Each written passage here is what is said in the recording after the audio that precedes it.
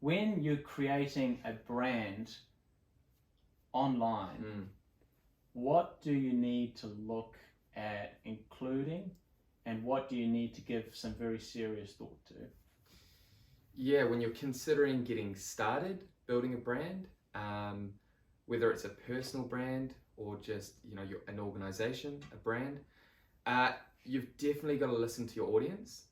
Like for example, with the YouTube channel Stewart Gauld Personal Brand, a lot of the videos that I've created on that is because of the tools or the activities that my clients currently do, or the tools that they use. Sometimes I'll reach out to them and say, hey, can you give me a list of tools that you're currently using? Why do you use them? What's your favorite tool? And they give me an explanation, or they'll send me a list. And that's kind of the basis of creating content and building my brand. So when you're thinking of starting a brand, you've got to know exactly what value you're offering to your audience. You've got to know exactly what your specialization is. What can you offer?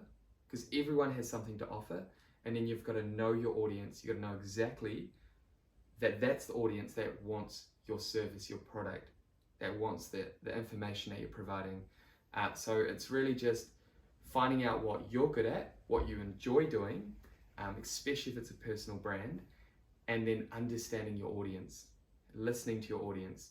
And that can be from not just what they want to see or hear, the content, the products, the services that you offer, but the way that you present, the way that you educate. So for example, the way that I create content and I kind of go through a tutorial or walk through a tutorial has changed based on what my audience wants. So the way that I speak has to slow down. The type of words that I'm talking about, just because my audience responds a lot better to certain words that I share within my tutorials. For example, if I say navigation, they love it when I talk about navigation, or I highlight the button and actually say what I'm clicking. So yeah, going back to kind of that question and answering that in really a sentence is just know what you have to offer and understand who your audience is.